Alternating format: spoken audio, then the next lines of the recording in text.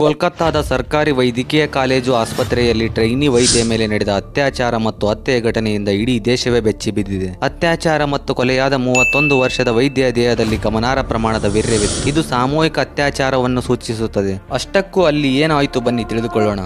August 9ನೇ ತಾರೀಕು ಆರ್ಜೇಕರ್ ಕಾಲೇಜಲ್ಲಿ ಒಂದು ಅಮಾನುಷ ಕೃತ್ಯ ನಡೆಯುತ್ತದೆ. ಆ ಯುವತಿ ರಾತ್ರಿ ವೇಳೆ ಕಾರ್ಯನಿರ್ವಹಿಸಬೇಕಾದರೆ ಈ ಘಟನೆ ನಡೆಯುತ್ತದೆ. ಆಗಸ್ಟ್ 8ನೇ ತಾರೀಕು ಅಂದರೆ ಕೊಲೆ ನಡೆಯುವ ಪ್ರಕರಣದ ಒಂದು ದಿನದ ಹಿಂದೆ ರಾತ್ರಿ ಊಟ ಮುಗಿಸಿ ಸ್ನೇಹಿತರೊಡನೆ ಒಲಿಂಪಿಕ್ಸ್ ಆಟಗಳನ್ನು ನೋಡಿ ಸ್ವಲ್ಪ ಹೊತ್ತು ಫ್ರೆಶ್ ಗಾಳಿ ತೆಗೆದುಕೊಂಡರೆ ಆಯಿತು ಅಂತ ಸೆಮಿನಾರ್ ಹಾಲ್ಗೆ ಬಂದು ಕುಳಿತುಕೊಳ್ಳುತ್ತಾರೆ. ಸುಮಾರು 2 ಗಂಟೆಯವರೆಗೂ ಓದಿಕೊಂಡು 3 ಗಂಟೆಗೆ ನಿದ್ದಿಗೆ ಜಾರುತ್ತಾರೆ ಮತ್ತು 4 ಗಂಟೆಗೆ ಅಲ್ಲಿ ನಡೆಯಬಾರದಂತಹ ಹೀನಾಯ ಕೃತ್ಯವೊಂದು ನಡೆಯುತ್ತದೆ. ಆದರೆ ಇಲ್ಲಿ ಆ ವೈದ್ಯ ಸಂಬಂಧಿಕರಿಗೆ ಬೆಳಿಗ್ಗೆ ಜೂನಿಯರ್ ಡಾಕ್ಟರ್ ನಿಮ್ಮ ಮಗಳು ಆತ್ಮಹತ್ಯೆ ಮಾಡಿಕೊಂಡಿದ್ದಾರೆ ಎಂದು ತಿಳಿಸುತ್ತಾರೆ. ಸಂಬಂಧಿಕರು ಅಲ್ಲಿಗೆ ಬಂದು ನೋಡಿದಾಗ ಇದು ಆತ್ಮಹತ್ಯೆ ಅಲ್ಲ ಕೊಲೆ ಎಂದು ಅನುಮಾನ ಶುರುವಾಗುತ್ತದೆ. ಇಲ್ಲಿ ಆ ಯುವತಿಯ ದೇಹವನ್ನು ಸಂಬಂಧಿಕರಿಗೆ ತೋರಿಸಲು ಹತ್ತತ್ರ ಆಸ್ಪತ್ರೆ 3 ಗಂಟೆಗಳ ಕಾಲ ತೆಗೆದುಕೊಳ್ಳುತ್ತದೆ. ಈ ವಿಷಯದ ಕುರಿತು ಆಸ್ಪತ್ರೆಯ ಆಡಳಿತ ಮಂಡಳಿ ಪೊಲೀಸರಿಗೆ ದೂರು ಕೊಡುವುದು ಸಹಿತ ತುಂಬಾ ತಡವಾಗಿರುತ್ತದೆ. ಘಟನೆ ನಡೆದದ್ದು ರಾತ್ರಿ, ಪೊಲೀಸರು ಬಂದದ್ದು ಮರುದಿನ. ಇಲ್ಲಿ ಪೊಲೀಸರು ಈ ಕೇಸ್ನ ಜಾಡನ್ನು ಹಿಡಿದುಕೊಂಡು ಹೋದಾಗ ಒಂದು ಬ್ಲೂಟೂತ್ ಕಣ್ಣಿಗೆ ಬೀಳುತ್ತದೆ. ಆ ಬ್ಲೂಟೂತ್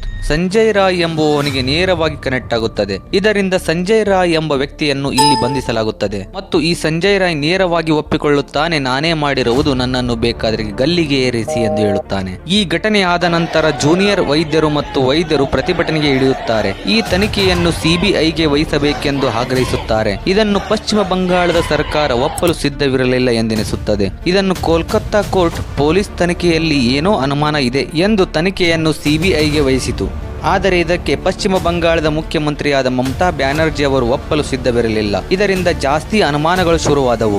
ಏಕೆಂದರೆ ಸ್ಥಳೀಯ ಪ್ರದೇಶದಿಂದ ಯಾವುದಾದರೊಂದು ಒತ್ತಾಯವಿದ್ದರೆ ಸಿಬಿಐ ತನಿಖೆಗಳನ್ನು ಬೇಡೆಂದು ಹೇಳುತ್ತೆ ಸರ್ಕಾರಗಳು. ಇಲ್ಲಿ ಮಮತಾ ಬ್ಯಾನರ್ಜಿ ಅವರು 1 ವಾರ ಟೈಮ್ ಕೊಡಿ, ನಾವೇ ಆರೋಪಿಗಳನ್ನು ಹಿಡಿದು ಶಿಕ್ಷಿಸುತ್ತೇವೆ ಎಂದು ಹೇಳುತ್ತಾರೆ. ಇದರಿಂದ ಮತ್ತೆ ಪ್ರತಿಭಟನೆಗಳು ಶುರುವಾಗುತ್ತವೆ. ಆಗಸ್ಟ್ 14ನೇ ತಾರೀಕು ರಾತ್ರಿ ವೇಳೆ ಪ್ರತಿಭಟನೆಯನ್ನು ಮಾಡುತ್ತಿದ್ದ ವೈದ್ಯರು ಮತ್ತು ಆಸ್ಪತ್ರೆಯ ಮೇಲೆ ಸುಮಾರು 30ರಿಂದ 40 ಜನ ದಾಳಿ ಮಾಡಿ ಸಾಕ್ಷಿ ನಾಶ ಮಾಡಲು ನೋಡುತ್ತಾರೆ. ಅಲ್ಲಿರುವ ವೈದ್ಯರ ಮೇಲೆ ದಾಳಿ ಮಾಡಲಾಗುತ್ತದೆ ಮತ್ತು ಪೊಲೀಸರನ್ನು ಹೊಡೆದಿರುವ ಸುದ್ದಿಗಳು ಸಹಿತ ಕೇಳಿ ಬರುತ್ತವೆ. ಅಲ್ಲಿ ಸುಮಾರು ಜನ ಪೊಲೀಸ್ ಸಿಬ್ಬಂದಿಗಳಿದ್ದರು. ಅವರು ತಮ್ಮನ್ನು ತಾವು ರಕ್ಷಿಸಿಕೊಳ್ಳಲು ಅವಿತು ಕುಳಿತುಕೊಂಡಿದ್ದರು ಮತ್ತು ಈ ದಾಳಿಕೋರರು ಮಾಡುತ್ತಿರುವುದನ್ನು ನೋಡಿ ಸುಮ್ಮನೆ ನೋಡುತ್ತಿದ್ದರು ಎಂದು ಪ್ರತಿಭಟನೆ ಮಾಡುತ್ತಿದ್ದ ವೈದ್ಯರು ಹೇಳುತ್ತಾರೆ. ಆದರೆ ಇಲ್ಲಿ ಪೊಲೀಸರು ಹೇಳುವಂತೆ ಅವತ್ತು ಆಗಸ್ಟ್ 15 ಆಗಿದ್ದರಿಂದ ಪೊಲೀಸರನ್ನು ಬೇರೆ ಬೇರೆ ಕಡೆ ನಿಯೋಜಿಸಲಾಗಿತ್ತು. ಅವರನ್ನೆಲ್ಲ ಆಸ್ಪತ್ರೆಯ ಆವರಣಕ್ಕೆ ಕರೆಸಿಕೊಂಡು ಈ ದಾಳಿಕೋರರ ಮೇಲೆ ಟೇರ್ ಗ್ಯಾಸ್ಗಳನ್ನು ಪ್ರಯೋಗಿಸಿ ಅವರನ್ನು ಅಲ್ಲಿಂದ ಚದುರಿಸಲಾಯಿತು ಎಂದು ಪೊಲೀಸರು ಹೇಳುತ್ತಾರೆ. ಇಲ್ಲಿ ಇನ್ನೊಂದು ಗಮನಾರ್ಹ ವಿಷಯವೇನೆಂದರೆ ಆರ್ಜೇಕರ್ ಕಾಲೇಜಿನ ಪ್ರಾಂಶುಪಾಲರು ಈ ಘಟನೆ ಆದ ನಂತರ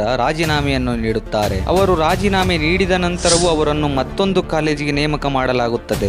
ಇಲ್ಲಿ ಆ ಟ್ರೈನಿ ವೈದ್ಯ ಮೇಲೆ ನಡೆದ ಅತ್ಯಾಚಾರದ ಕುರಿತು ಮರಣೋತ್ತರ ಪರೀಕ್ಷೆ ನಡೆಸಿದಾಗ ಇಡೀ ದೇಶವೇ ದಂಗಾಗುತ್ತದೆ. ಸ್ನೇಹಿತರೆ, ನೀವು ಯೋಚನೆ ಮಾಡಲು ಸಾಧ್ಯವಿಲ್ಲ, ಅಷ್ಟೊಂದು ಹಿಂಸಾಚಾರ ಎಸಗಿ ಆ ವೈದ್ಯೆಯನ್ನು ಹತ್ಯೆ ಮಾಡಲಾಗುತ್ತದೆ. ಇಲ್ಲಿ ಮರಣೋತ್ತರ ಪರೀಕ್ಷೆಯಲ್ಲಿ ತಿಳಿದು ಬಂದದ್ದು ಏನೆಂದರೆ ಆ ಯುವತಿಯ ದೇಹದಲ್ಲಿ 150 ಮಿಲಿಗ್ರಾಂನಷ್ಟು ವೀರ್ಯ ಪತ್ಯವಾಗಿತ್ತು. ಇಲ್ಲಿ ಸೈನ್ಸ್ ರಿಪೋರ್ಟ್ಗಳು ಹೇಳುವಂತೆ ಸರ್ವೇ ಸಾಮಾನ್ಯವಾಗಿ ಒಬ್ಬ ಮನುಷ್ಯ ಒಂದು ಬಾರಿಗೆ 15ರಿಂದ 20 ಮಿಲಿಗ್ರಾಂನಷ್ಟು ವೀರ್ಯವನ್ನು ಬಿಡುಗಡೆ ಮಾಡಬಹುದು. ಇದರಿಂದ ಇಲ್ಲಿ ಅರ್ಥವಾಗುತ್ತದೆ ಆ ಯುವತಿಗೆ ಸಾಮೂಹಿಕ ಅತ್ಯಾಚಾರ ಮಾಡಲಾಗಿದೆ ಎಂದು. ಇದಲ್ಲದೆ ಈ ಯುವತಿಯ ದೇಹದಲ್ಲಿ ಹಲವಾರು ಭಾಗಗಳಲ್ಲಿ ಗಾಯದ ಗುರುತುಗಳು ಕಂಡುಬರುತ್ತವೆ. 2 ಕಿವಿಗಳಲ್ಲಿ ಮತ್ತು ಮೂಗಿನಲ್ಲಿ ಗಾಯಗಳು ಕಂಡುಬರುತ್ತವೆ ಮತ್ತು ಆಕೆಯ ತುಟಿಗಳು ಸಹಿತ ಗಾಯಗೊಂಡಿದ್ದವು ಮತ್ತು ಆಕೆಯ ಕುತ್ತಿಗೆಯ ಭಾಗದಲ್ಲಿ ಕಚ್ಚಿದ ಗುರುತು ಕಂಡುಬರುತ್ತದೆ. ಇವು ಎಲ್ಲ ಆಕೆಯ ಹತ್ಯೆಯ ತೀವ್ರತೆಯ ಬಗ್ಗೆ ತಿಳಿಸುತ್ತವೆ. ಸ್ನೇಹಿತರೆ, ಒಂದು ಬಾರಿ ಯೋಚನೆ ಮಾಡಿ ನೋಡಿ, ಇದು ಯಾವುದೋ ಬೇರೆ ದೇಶದಲ್ಲಿ ನಡೆದಿಲ್ಲ, ಇದು ನಡೆದದ್ದು ನಮ್ಮ ದೇಶದಲ್ಲಿಯೇ. ಇಲ್ಲಿ ಈ ಕೃತ್ಯವನ್ನು ಮಾಡಿದ ಆರೋಪಿ ನೇರವಾಗಿ ಒಪ್ಪಿಕೊಳ್ಳುತ್ತಾನೆ, ನಾನೇ ಈ ಕೃತ್ಯವನ್ನು ಮಾಡಿದ್ದೇನೆ, ನನ್ನನ್ನು ಬೇಕಾದರೆ ಗಲ್ಲಿಗೆ ಏರಿಸಿ ಎಂದು ಹೇಳುತ್ತಾನೆ. ಇಲ್ಲಿಯೇ ಅರ್ಥ ಮಾಡಿಕೊಳ್ಳಿ ನಮ್ಮ ಕಾನೂನು ವ್ಯವಸ್ಥೆ ಯಾವ ರೀತಿ ಇದೆ ಎಂದು. ಎಲ್ಲಿಯವರೆಗೂ ಇಂತಹ ಮೃಗಗಳನ್ನು ನಮ್ಮ ದೇಶದಲ್ಲಿ ನಡು ಬೀದಿಯಲ್ಲಿ ನಿಂತು ಒಡೆದು ಹಾಕುವುದಿಲ್ಲವೋ ಮತ್ತೆ ಮತ್ತೆ ನಮ್ಮ ದೇಶದಲ್ಲಿ ಇಂತಹ ಮೃಗಗಳು ಹುಟ್ಟುತ್ತವೆ. ಇಲ್ಲಿ ಆ ಯುವತಿಗೆ ನ್ಯಾಯ ದೊರೆಯಲಿ, ಆ ಆರೋಪಿಗಳಿಗೆ ಶಿಕ್ಷೆ ಆಗಲಿ. ಅವರಿಗೆ ಯಾವ ರೀತಿ ಶಿಕ್ಷೆ ಆಗಬೇಕು ಎಂದರೆ ಬೇರೆಯವರು ಸಹಿತ ಹೆಣ್ಣು ಮಕ್ಕಳನ್ನು ನೋಡುವ ದೃಷ್ಟಿ ಬದಲಾಗಬೇಕು. ಆ ಯುವತಿಗೆ ನ್ಯಾಯ ದೊರೆಯಲಿ, ಅವಳ ಆತ್ಮಕ್ಕೆ ಶಾಂತಿ ಸಿಗಲಿ.